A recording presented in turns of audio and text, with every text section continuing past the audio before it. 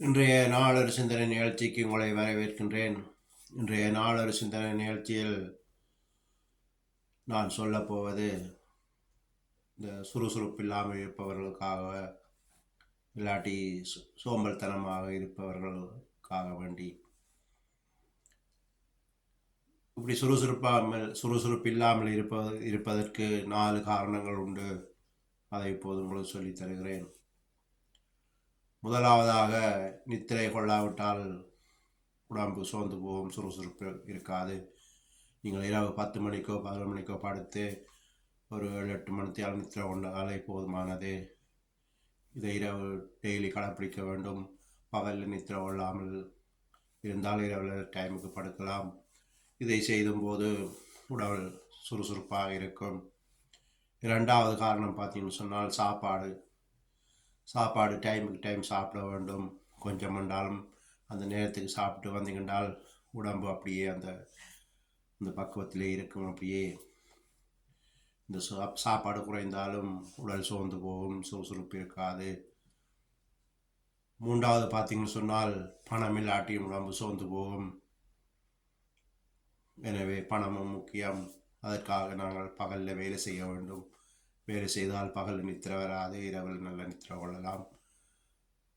அப்படியே தொடர்ந்து கடைப்பிடிக்கும் போது உடல் ஒரே பழக்கத்தில் இருக்கும். அப்போ உடம்பு சோறாது. நாலாவது பார்த்தீங்கன்னு சொன்னால், தேவ பிரசன்னத்தில் இருக்கும்போது உடல் சோர்ந்து போகாது.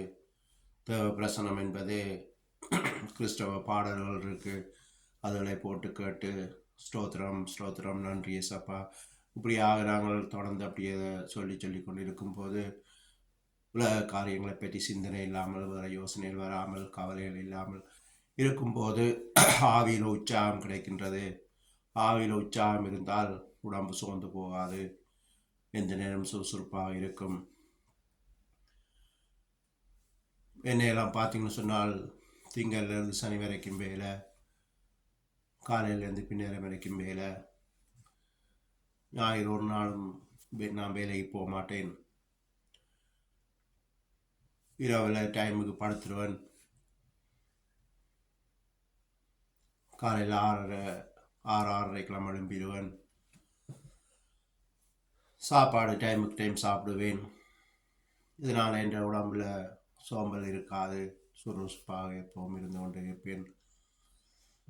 இப்படி நாங்கள் செய்து வரும்போது இந்த உடல் சோர்வு, சோம்பரித்தனம் இதை நீக்கி எந்த நேரம் உடல் உற்சாகமாக இருந்து கொண்டிருக்கும். உடலில் வியாதியும் வராது.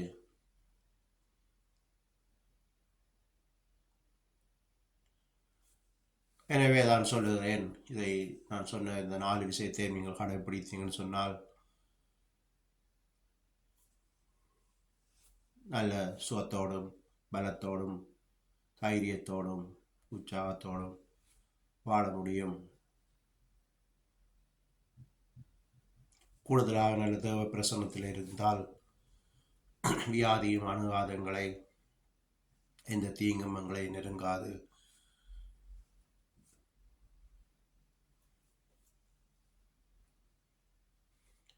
இப்போது சிறிய சேவம் செய்து இந்த நிகழ்ச்சியை முடித்துக் கொள்கிறேன். நன்றி ஏசப்பா, நன்றி இன்ற நாளுக்காக நன்றி. இயேசுவின் நாமத்தினால் செபிக்கிறேன். ஏசப்பா, இந்த வீடியோ பார்க்குற யாராவது நான் சொன்ன இந்த வியாதிகளோடு இருந்தால், உடல் சோர்வு, அசதி, உற்சாகமின்மையால் இருந்தால் இவர்களை ஆசிர்வதிக்கும்படியாக கேட்கிறேன். இவர்களுடைய பழக்க வழக்கங்களை மாற்றி, சில பேர் இரவாய்ந்து படங்கள் நாடகங்களை பார்த்துவிட்டு லேட்டாக படுத்து லேட்டாக எழும்புறதாலே இந்த உடம்பு சோர்ந்து போகும். இந்த பழக்க வழக்கங்களை மாற்றி அவர்கள் நேரத்துக்கு படுத்து நேரத்துக்கு எழும்பத்தக்கதான ஆசீர்வாதத்தை கொடுங்கள். நல்ல வேலைகளை கொடுத்து இவர்கள் ஆசிர்வதியுங்கள். பணம் இல்லாட்டியும் உடம்பு சோர்ந்து போகும். நல்ல வருமானத்தை கொடுத்து இவர்கள் ஆசிர்வதியுங்கள். ஆவியில் உற்சாகத்தை கொடுத்து தேவ பிரசன்னத்தில் இருக்க இவர்களுக்கு ஞானத்தை கொடுங்கள். ஆவியில் எளிமை உள்ளவர்கள் பாக்கியவான்கள், ஏனெனில் அவர்கள் தேவனை தரிசிப்பார்கள் என்ற வார்த்தையின்படி இவர்களை ஆசிர்வதியுங்கள். தேவைகளை சந்தித்து அவர்கள் குடும்பத்தை சுகத்தோடும் பலத்தோடும் தேவ பிரசன்னத்தோடு அவர்கள் இருக்க, அவர்கள் குடும்பத்தை பாதுகாத்து அவர்களை ஆசீர்வதிக்கும்படியாக இயேசு கிறிஸ்துவின் நாமத்தினால் ஜெபிக்கிறேன் நல்ல பிதாவே. ஆமேன், ஆமேன். இதுவே இன்றைய நாள் ஒரு சிந்தனை நிகழ்ச்சி. நன்றி, வணக்கம்.